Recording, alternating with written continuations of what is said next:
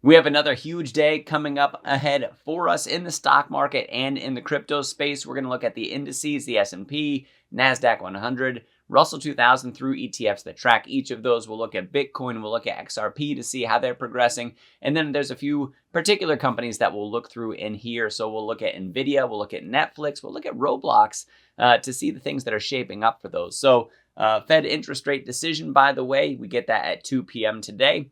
2:30 is when Jerome Powell comes out and speaks. I expect some market volatility to happen around then. And so that has to be considered in what exactly we can expect for the markets around that time. Usually there's a bit of a drop in prices.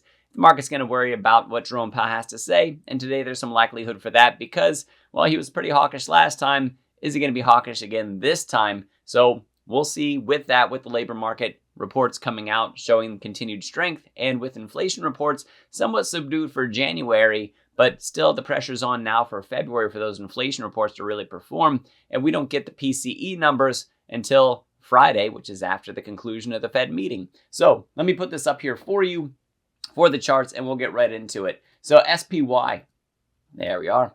For S&P 500, the number to beat for this is 609.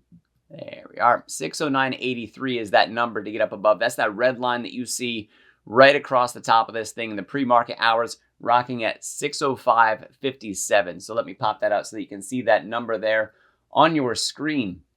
So this right here, pre-market hour 605, we're really, really close. We peekabooed above that number just one time and then got a big old sell from Friday into Monday, dropped down, still staying within the rising wedge pattern, however. So still party on for now. Really need to sit on top of the 609.83 between today's interest rate decision and Jerome Powell's speech, and also what we get for GDP tomorrow. Going to be absolutely huge for that advanced estimate that we get. And then also on Friday, we have those PCE numbers and we find out about personal income and then also personal spend. We want to be watching for those numbers as well to see continued strength coming from the consumer. So we want high GDP to come in for us. We want low inflation to come in for us. And we also want the labor market to stabilize. That would be an ideal situation. Maybe in terms of the stock market, in terms of the Fed, maybe a slight softening in the labor market. But nobody really wants to see a softer labor market, me included. So now, mind you, a high GDP, by the way, and low inflation is perfect for bonds as well. So you want to pay attention to that because that could actually be somewhat bullish, somewhat at least taking the pressure off, the downward pressure for those bonds, especially the long-term treasuries. So let's move from there into the Qs. So when we look at the Qs, what do we have going on here? We are right around this area where you see these previous resistances where we kind of made it up over but couldn't quite sustain those levels. So we really want to get back on top of 533 and then up above that is 539 to put in those new all-time highs. We got some nice support at the 50-day EMA and SMA. Let me take down the EMAs for a moment so that you can see this blue that almost crossed down over the pink. So that's the 20 period over the 50 period. Had we had that cross down, that'd be a bearish sign. However, it's been staved off so far. And once again, we have made it back up above this trend line. That's a bullish thing. And we're also above the 50 and the 20. And of course, up above the 200. We're still very much in bullish territory here. The next 3 days are going to be very telling for that. Now, mind you, next week we get more labor reports coming in. We also have big tech earnings.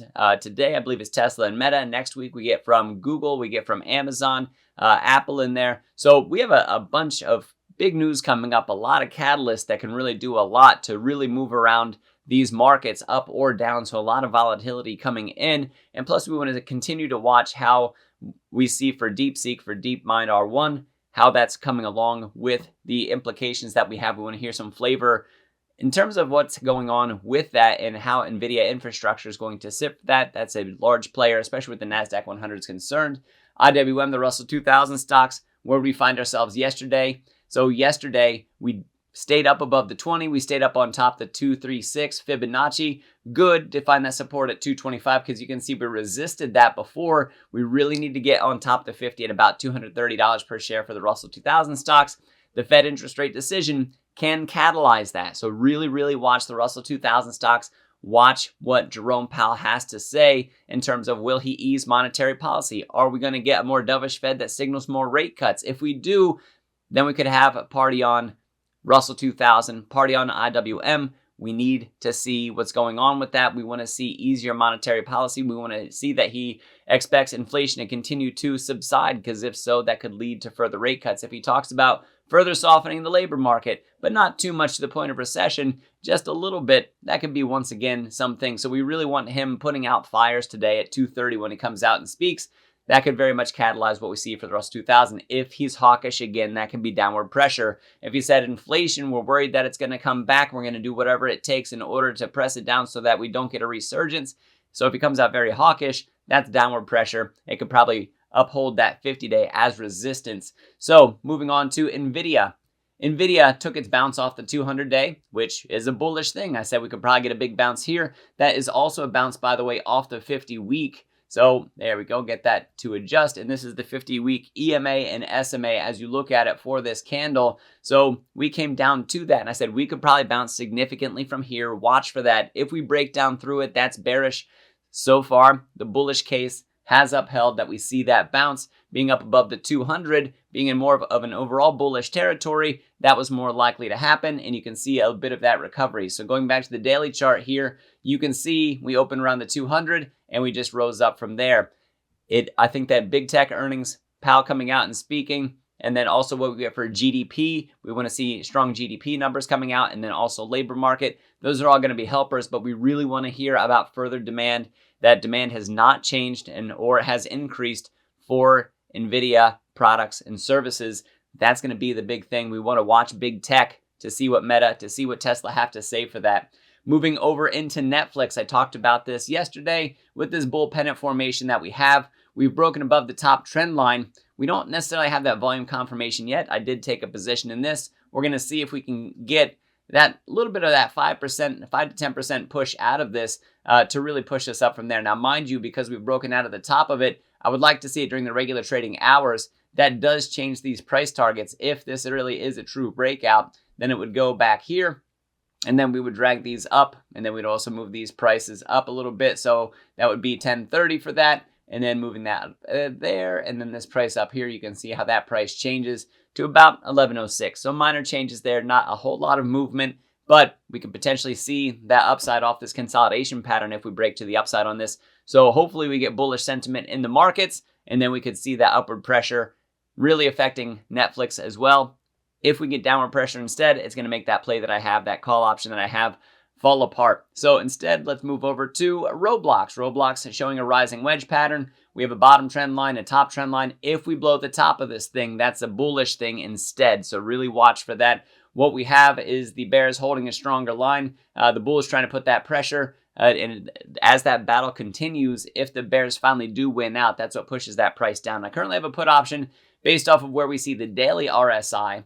The daily RSI being near a historic high. We've actually peaked at 80 before for the RSI for Roblox, and then we were up above yesterday right around 78, plus at the top of the rising wedge pattern. You can see yesterday that we did retrace just a little bit from that, although in the pre-market hours we're up near that again. This put option does fall apart if we break through the top of this, or if we get pushed far enough up here that it really does start to hit my stop loss, usually about 30%. So we'll watch and see where that does happen to go. And this is also something that if things really drag the market down with the Fed, with GDP, with what we see through in the inflation numbers, maybe big tech, any of those cases, this could be a bit of a hedge too, because it would be moving counter to what we would see for that call option for Netflix. Not necessarily that one is inverse of the other, but it is a play in the opposite direction. So they do hedge each other just a little bit, even if not directly. Moving over into Bitcoin, looking at the monthly chart, and something I really want you to see. This movement that we got from the bottom back in November of 22 to the peak that we got in March of 24, and then back down to this bottom that we got in August during that carry trade day. That movement with the Fibonacci extension sets us up for that 107,892 that I've been talking about, and we just haven't got there yet. We haven't really been able to push over it, and we keep on getting these high wicks. This selling pressure, that's going to continue to happen. Remember, this is the monthly chart for Bitcoin.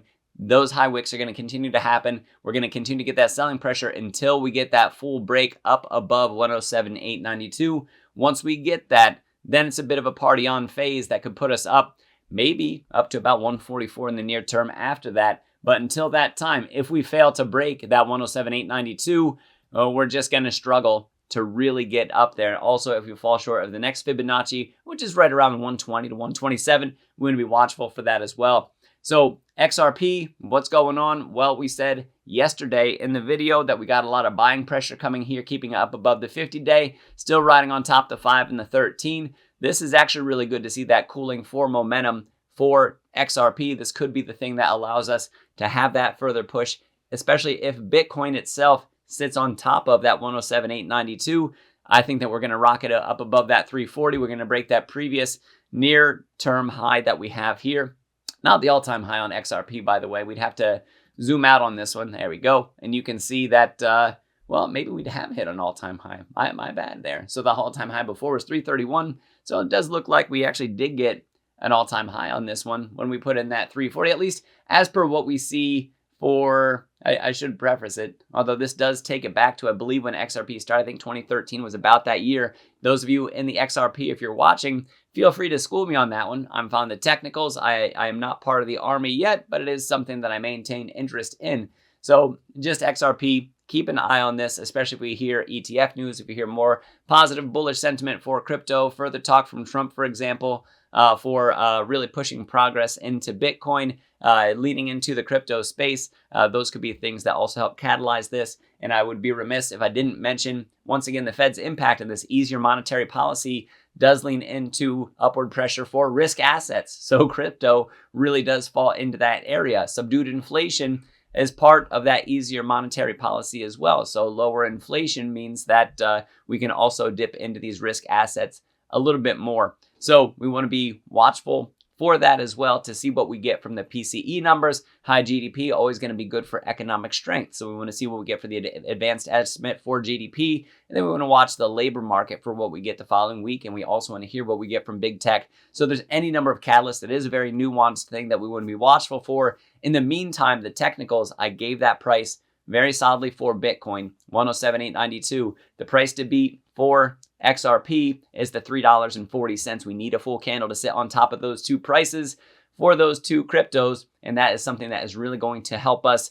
reach the next bullish levels for each one of them. By the way, XRP, $4.72 is that next part of the technical formation, that bull pennant that you would see on that. So we'll see if we get that push up for XRP to hit my next XRP price target, my next XRP price prediction, and also my Bitcoin price prediction of 107,892 being that line in the sand for what we need for that next bullish movement for Bitcoin. Guys, I hope you enjoyed my commentary. Check out the links in the description to support this channel through the Patreon, see my buys and sells and my other technicals as they come out, available at the Discord. Like I said, through the Patreon, click that link and sign on up. And then if you want to learn to do technical analysis yourself and learn to benefit yourself as a trader in the markets, get access to the bread recipe trading strategy that I personally use, that Stock Mode developed. It is called the bread recipe trading strategy. And you can get all that access to the technical analysis course through Stock Mode Academy and that trading strategy. Using the code word Dr. DOCTOR, it's going to give you a massive discount on that course. And the testimonials just keep on pumping out month after month after month about the success that people are having in covering the cost of that course in as little as one trade. So guys, thank you very much for watching. I am Dr. Stock, Doctor of Education. Remember, my friends, that learning is earning. We'll see you next video.